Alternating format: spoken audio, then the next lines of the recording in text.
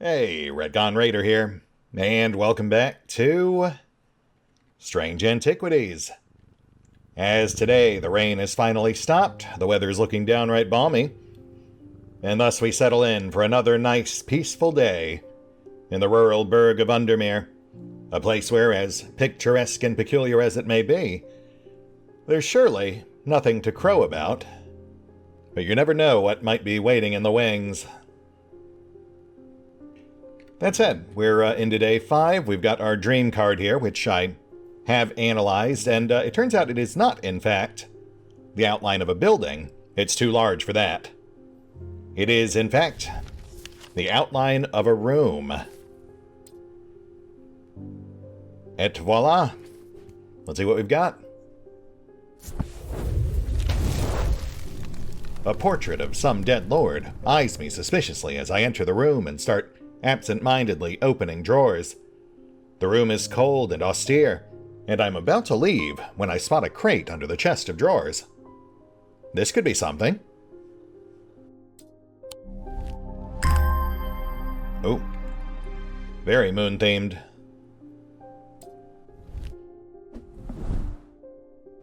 We'll toss that up on the top left, the moon nook, I suppose. Though we do also have a lot of empty space off on left. So at some point I'll have to start migrating things there as well. Let's open up shop.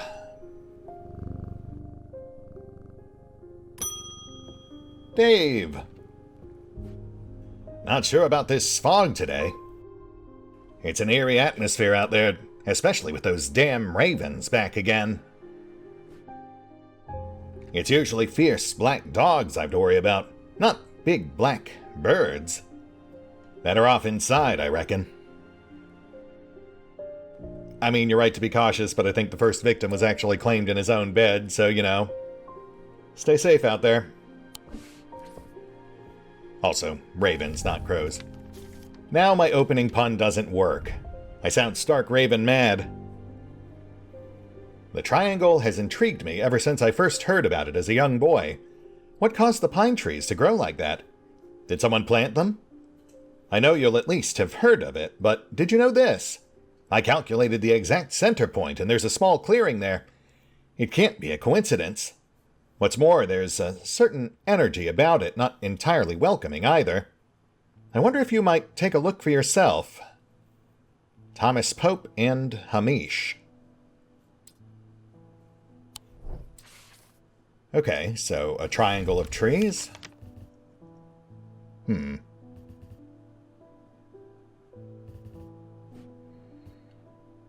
Nothing really jumping out at me. Plenty of trees, nothing particularly triangular. Let's get a gander at Thomas Pope's grounds, perhaps? He's the owner of Gleaston Castle, right? Though, we're seeing basically no trees here, aside from perhaps the 4 out front. So what am I missing? This, perhaps? The mossy woods, that does seem like they've got 3 particularly pronounced trees in a triangle formation.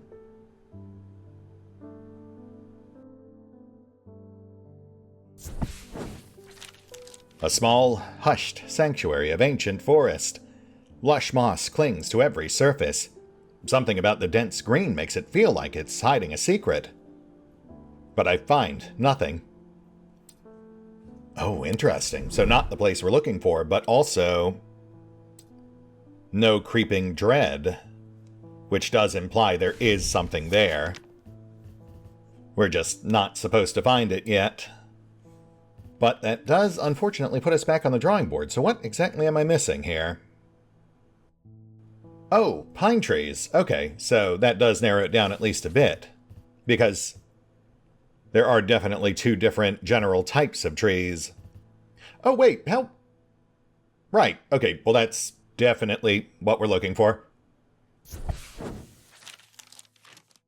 Sure enough, as I approach the center of the curious triangular copse at the heart of Heath Wood, I come across a clearing. A tree that has been split in two stands in the center. Sunlight breaks through, and I take a deep breath of cleansing pine and earth. Almost immediately I am struck by a sense of ominous power, and my intuition tells me that there is something unusual here, at the heart of the wood. I examine the broken tree and notice some strange markings carved into the trunk. Heart beating faster, I spot something else embedded in the wood. 3 pendants, arranged in a triangle shape. Ah, handy.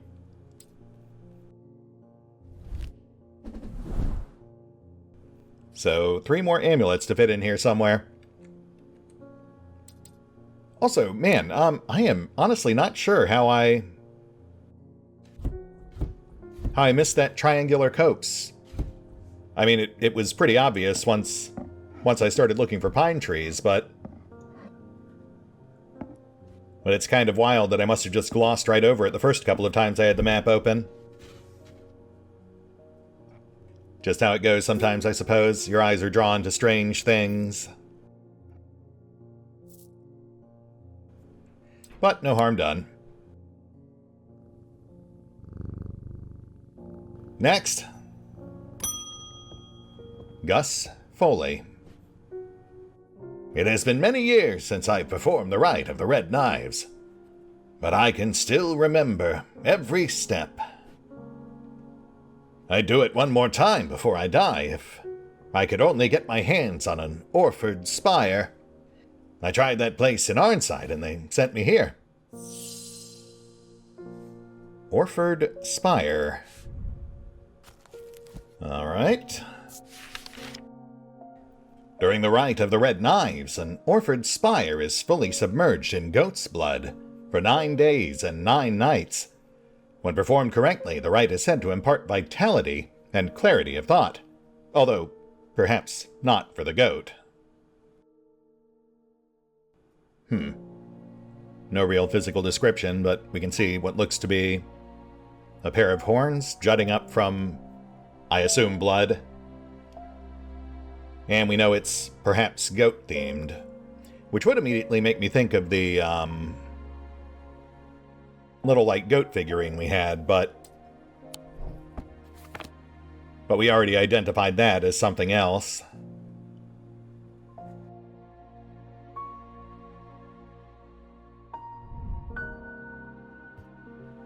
That's like a ring of protection symbols surrounding a bisected inverted heart. Clarity of mind was specified in the entry. Those symbols, though, those seem off.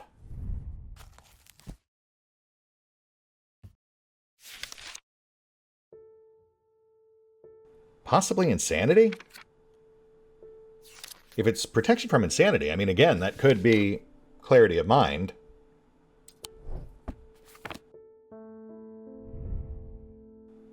Yeah, that's definitely the insanity sigil, surrounded by 3 protection runes.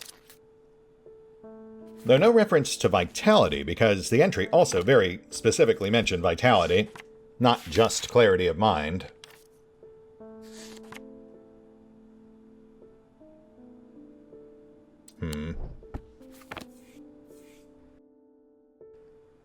I think that's specifically a totem against insanity, not the Orford Spire, which sounds like it's something a bit more generic.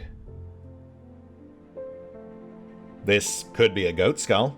I mean, I'm not exactly an expert on... Oh, well, it's not even bone, it's clay. So more of like a mask or a paperweight. I'm going to say mask because it doesn't look like it actually has a back.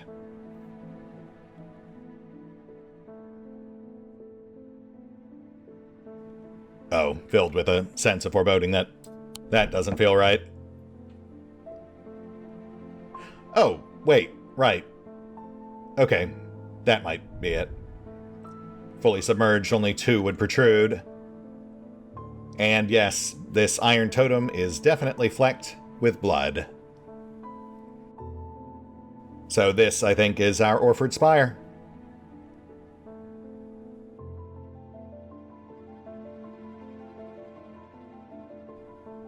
Also crackling with energy, so that's our guy. Here you go, sir.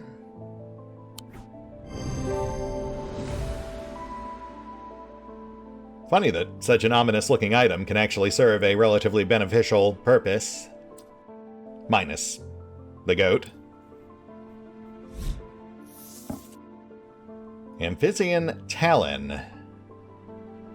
Used as part of a grim initiation rite. Press the tip of the talon hard against the cheekbone to the point of drawing blood. 49 days in a row. Lovely. Well, I do not look forward to meeting whoever wants that.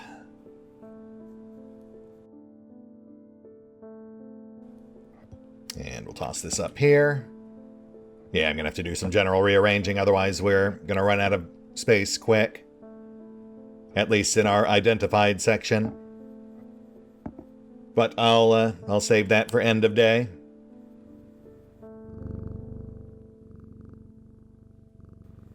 The asymmetry of that display is bugging me a little, but I will resist.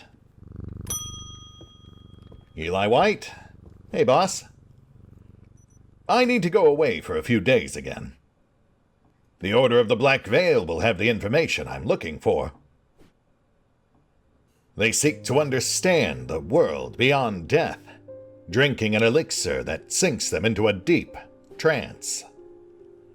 If I'm right, they may be able to shed some light on these events. The only problem is, I burned that bridge long ago. Could you hand me that Guise of Lillian? It won't be the first time I've used one to get around their hatred of me. Sure thing, boss. Guise of Lillian, coming right up. Could be a mask. We just looked at a mask off left. These items can allow the bearer to pass unrecognized. If used for any length of time, the wielder can begin to lose their sense of self. The remains of bygone creatures have been used in thaumaturgy for centuries, from petrified teeth and bones to trilobites, ammonites, and devil's toenails. A Guise of Lillian is one such item that makes use of this ancient source of power. Oh, well that makes it easy. We actually just looked at that not too long ago. This hunk of stone here, with a fossilized creature atop.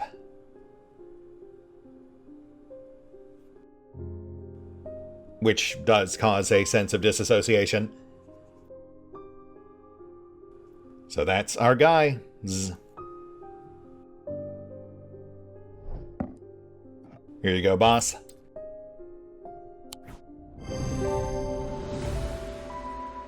I trust I don't have to tell you to use it sparingly. I mean, you literally wrote the book on it. Tenebrin Cloak. Upon activation, creates a sphere of enshrouding darkness. A single stone set in bronze. Gives power to these totems.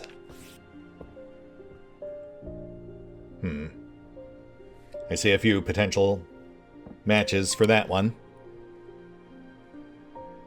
Also, let's not forget to color coordinate. Oxford Spire is beneficial, so that's green. Whereas the Guise of Lillian has both pros and cons, so that is white.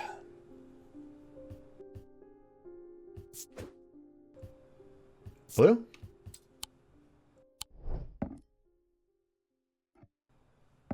No, white. I went with white.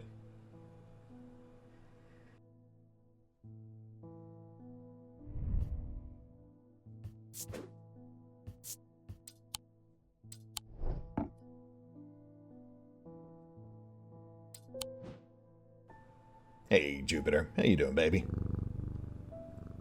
Next. Rebecca Rose. Hello. Oh, is that a cat? My eyes may have completely gone now, but it's good to know I still have my cat senses. I like you. I do hope I'm in the right place. My daughter told me about a shop that specializes in unusual items. My life's joy has always been painting. Without that in my life, I'm afraid I'm at a bit of a loss. I know that I will never see again, but is there anything in your collection that might help me paint again? I feel a little foolish for asking. It seems such a small thing, but to me it means everything. Oh, and we have a choice. Let's have a look. Ares Remnant. These objects induce a form of synesthesia, where colors and tones, light and shadow, can be felt through touch. They are sometimes used by those who work in low-light conditions, such as miners. The gemstones in an Ares Remnant are arranged in the shape of the constellation that shares its name. Oh, okay, well, we immediately know what that is. That's the keychain we found. And Spirit Eye. There are some who stay away from Spirit Eyes, believing them to be a window into a world that should not be seen, and others who deride their fear as nothing more than superstition. It is not clear exactly what they do show. Another layer beneath the visible world, perhaps. A layer that requires something more than the traditional senses to experience. They draw their power from the opposing symbols inscribed upon them. Opposing symbols, Okay. Okay, well, I mean, we're obviously giving her the Ares Remnant. Synesthesia is much more benign than sight into other worlds. And, I mean, honestly, just based on the gem placement alone, I think we can pretty securely say that this is our Ares Remnant. Nice, nice. Though, again, really would have expected it to be something more ominous, just based on the coloration. Scythian Charm, carved out of wood. No two are alike, used by horticulturists to encourage stubborn plants to thrive. They change temperature with the weather. Interesting. Usually quite cold, but warm and tingly while raining. Noted. And at a glance, I'm going to say this is probably our Spirit Eye, because that does look like two immediately opposing symbols there.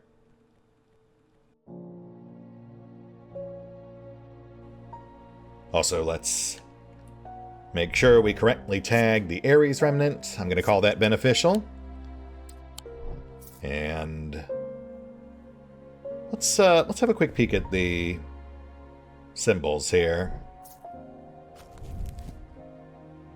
Obviously, we won't get a positive ID, but we can at least tag it for future reference. Cold, bottom right. So hot. Are we looking for hot? Heat, yes. Not quite the symbols I would expect on a Spirit Eye, but I will say that those are definitely opposing. So we'll tag that with a question mark, just for future reference. For when someone else inevitably comes in asking about Spirit Eyes. Which I might have otherwise assumed was the Eye of Sauron over yonder, if not for the specific mention of opposing sigils.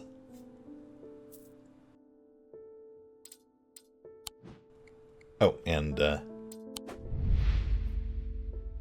the artist, Rebecca Rose.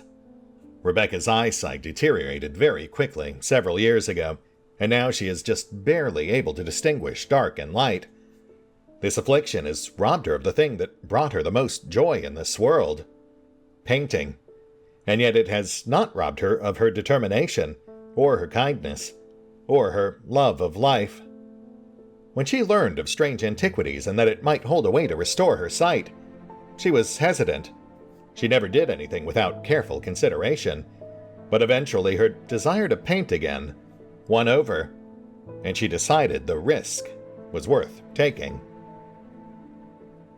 Well, hopefully we steered her in the right direction, though I do notice she has the same background color as our boss, Eli White, which does make me wonder if she might have provided important clues or context if we had given her the spirit eye. Next. Clarence Hawker. Those ravens have done for 3 more buggers. 2 of them up at Calgarth and another fella, fisherman. People are getting a bit panicky around here. Nothing natural about folk turning up with eyes all black like that. And now this fog, too. With the nights drawing in and me working late, I refuse to walk down Holbrick Road without so much as a lantern. I had something nice and bright in mind. Sunbond.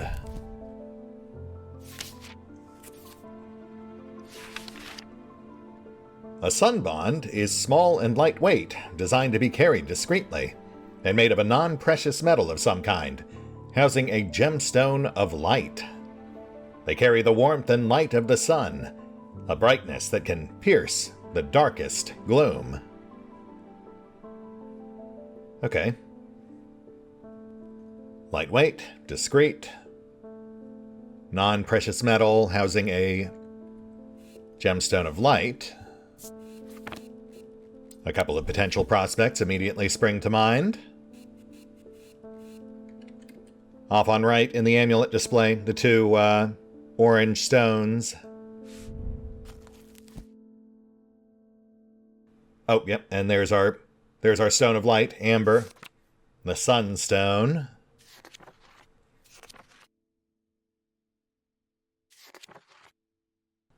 Obsidian for fire and fury, but I'd say that's something different. Yeah, orange definitely seems to denote amber. I'd say both of these are amber stones.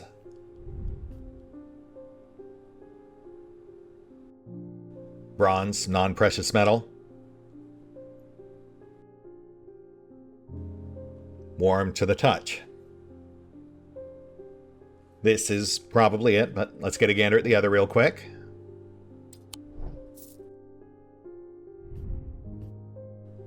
Orange stone. And golded ornaments. Okay, so that is not... Oh, muffled sounds. Okay, well that's actually our sound dampener. I forget the name of it, but we read about it earlier. Someone even joked it might be something that that Jupiter might like for when we're ringing that bell. Here you go, sir. Stay safe out there.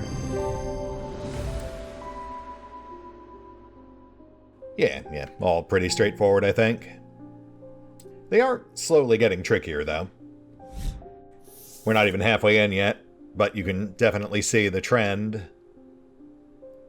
Cyrene Ward, made of basilisk scales, endures intense heat, but do not offer protection against the deadly basilisk itself. So an item made of scales. Nothing we currently have in stock, I think. Unless it's locked in the, restricted display.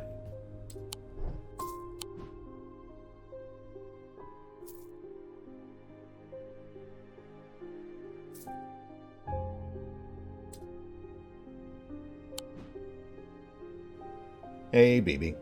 How you do? Next. Audrey Bell. Bend your ear to the trees. Hold your palm out to the wind. The ravens can feel it. Can you? Something is stirring. I will need a Holgen Grim in the coming days. Holgen Grim, you say?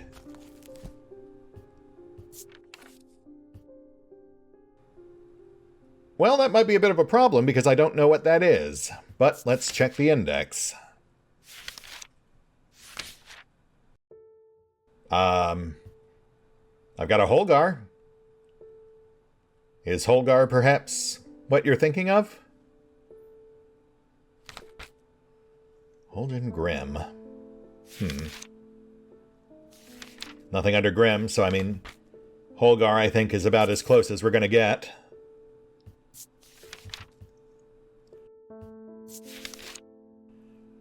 Heart Chamber. There is a vast skull in the catacombs, said to be that of the beast, Blaine. Holgar's followers believed that when he slew it, he trapped its soul, along with its power, in an item known as the Wraith Chamber. Heart chambers are based on this mythical object, but they have morphed over time into a way to keep those dear to us close to heart after death.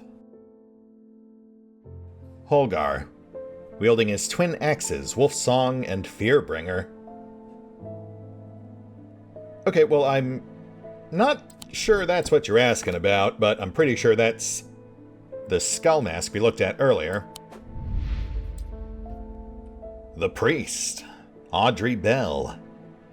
Followers of the warrior god, Holgar, are not easy to come by, but they make up for their low numbers with zeal and grandiosity. Their priests have all the self-appointed authority of a village fate organizer, and the power struggles between clergy and acolyte are as bitter and hard-fought as many a debate about bunting or cake stands.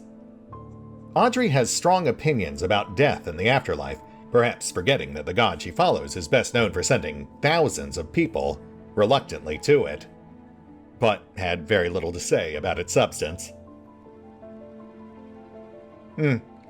You know, I'm going to refrain from commenting on that, but you know what? I don't know what else a Holgen Grim could be, so I'm going to say, as a follower of Holgar, Heart Chamber's probably our best bet, because, I mean, otherwise, we're just kind of guessing blind.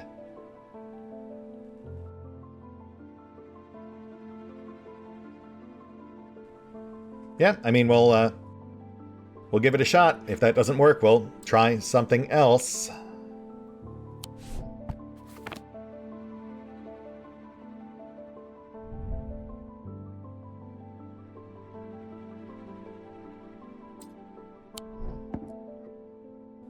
Well, Miss Bell, here's the only Holgen I've got, so I really hope it's grim enough for you.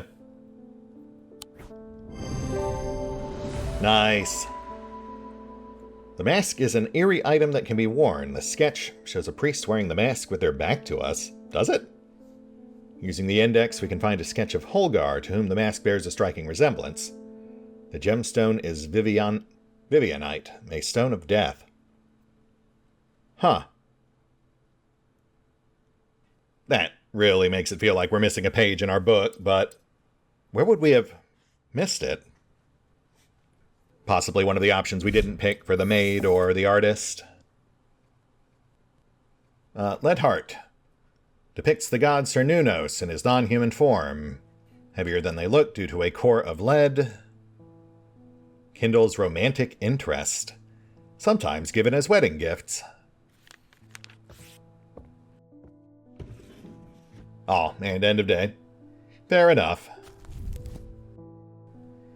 Man, I feel like we really got lucky on that one. But yeah, we've solved all of the clues they've given us thus far, the various notes and letters and such. The dream cards. The only possible way I can think of that we might have reasonably missed the entry for the Holgen Grim is if it was specifically locked to giving one of the other items to the thieving maid, or Miss Rose, who was just in here. I mean, technically, they still gave us enough to get by. We just had to do a bit more guesswork on it, which I suppose is fine. Definitely made it a much less certain choice than some of these others, though. You know, in some of these cases, it's immediately obvious what it is that we're supposed to hand over. But, again, still got it done, so no real complaints, I suppose. That said, day 5 did run a bit longer than I thought it would, so I feel like we do probably need to wrap it up here. Well, after we get a good night's sleep, we should go ahead and bank that dream card first. Also, that'll give me a chance to rearrange our wares before we settle into day 6. Since that is low-key driving me a little crazy. Let's get some rest. End of day 5. Inside was the reason they had toiled so hard.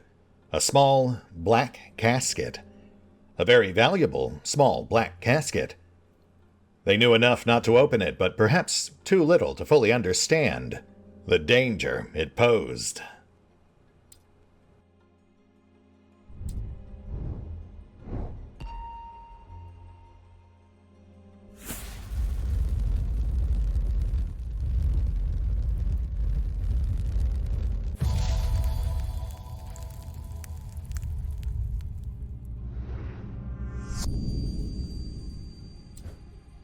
Up the stairs, left, then left again. Second on the right is where I spend each night. Very straightforward directions. Obviously another room in the manor. Day 6, Tuesday. Ooh, also raining. Morning, Jupiter. But yes, that's actually perfect. Now I can rearrange our goods and also feel everything up, see if anything is warm and tingly. Though I think it did also specify partially or wholly made of wood, which would narrow it down quite a bit. And yes, I think I am going to free up some space on right by moving our more suspect items off to left, just below the restricted section. So yeah, we'll hit the pause button for now. I'll go ahead and do some light rearranging here. Canvas for that one weather-sensitive artifact, which I want to say helps grow plants. And I'll also glance at the map for Gleason Manor, figure out where we're headed. And we'll pick up here next time, as we set into day 6. See you then.